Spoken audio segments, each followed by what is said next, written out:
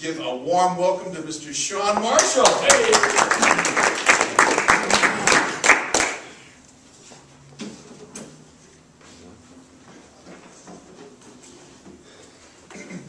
A funny thing happens when you're stuck on a mountain in the middle of the night with no foreseeable way of getting off. You start to pray. But I'll get to that. As many of you know, I work with Cure Duchenne muscular dystrophy, and as one of our big fundraisers last year, we got a team together to climb Mount Rainier up in Washington State. Now, I was one of the first to sign up because how often do you get to climb a mountain as part of your job description? As many of you know, Mount Rainier isn't just a day hike.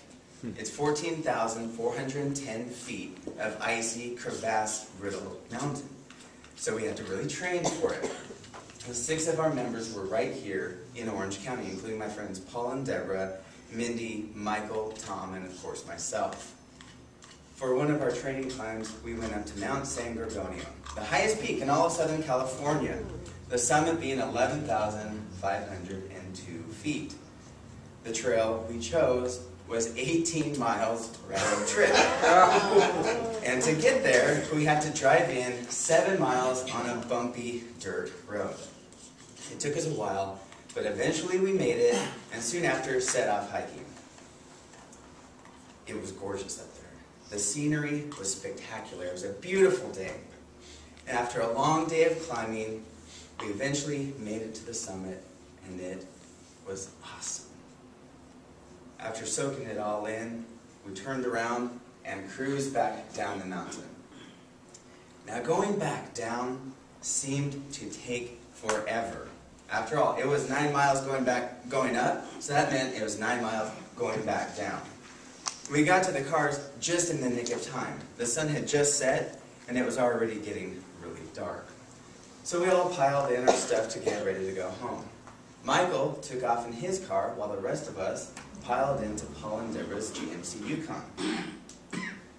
Paul put the key in the ignition, turned it, and said, "You gotta be kidding me."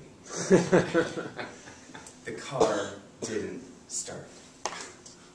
Have you ever had one of those moments where every possible scenario flashes through your mind all at once? That's exactly what happened to me. Our cell phones didn't work. It was dark. We were alone. No ranger would be checking on us. None of us were mechanics.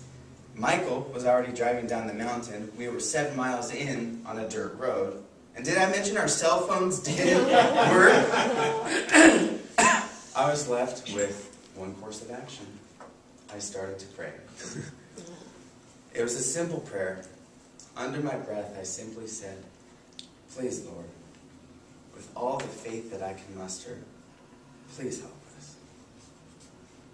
So there we were, stuck in the middle of the wilderness, weighing our options. We knew that Mindy's husband and my wife Heidi would be worried and probably call the rangers, but we didn't want to wait for that. So finally, we decided that Tom and myself, being the youngest and least tired, never mind the giant blisters that I had on both heels, would scamper down in the dark to the main road 7 miles away and find help. Well, we got ready. Tom and I got our backpacks on, and for some reason, I felt prompted to ask the others if I could offer a word of prayer. I'd already been praying in my heart, but I figured strength in numbers, right? So I said a prayer out loud, and I asked simply that we would be kept safe and that we would get help as soon as possible. Well, as soon as I said amen, Tom said he immediately felt strongly that it was wrong for us to separate. And then it dawned on me, and I couldn't believe that I'd forgotten this. The first rule of survival is to stay put, to find shelter for the night. And we had shelter, a GMC Yukon. Now the idea of 5 adults all bunking down for the night, crammed into a car, was either really sad or really funny. We decided it was really funny and made the best of it.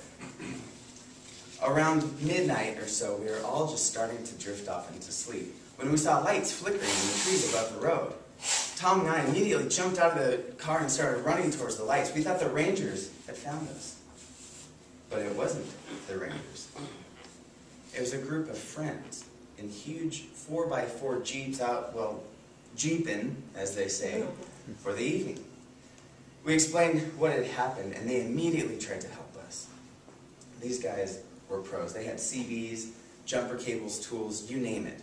They tried everything they could until we figured it was just best to call a tow truck in the morning. So in an amazing act of generosity, they told us to pile into the Jeeps and they would take us down. Paul and I climbed into a Jeep with a young couple, newlyweds in fact. After we explained what had happened and what we were doing on the mountain, they said, you know, actually, we weren't planning on coming up this way tonight. But for some reason, we just felt like we should. Paul and I just looked at each other and smiled. Now, our new friends not only took our little team down to the main road, they took us all the way to town and dropped us off at a hotel. We tried to give them money for their time and their gas, but they wouldn't accept it. They just said to pay it forward. Very cool people. Now, we didn't end up staying the night at the hotel. Heidi came to pick us all up in the minivan. We got back to Orange County at around 3 a.m. or so in the morning.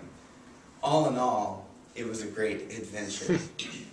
So a funny thing happens when you're stuck on a mountain in the middle of the night with no foreseeable way of getting off. You start to pray, and you learn that prayers are most definitely answered.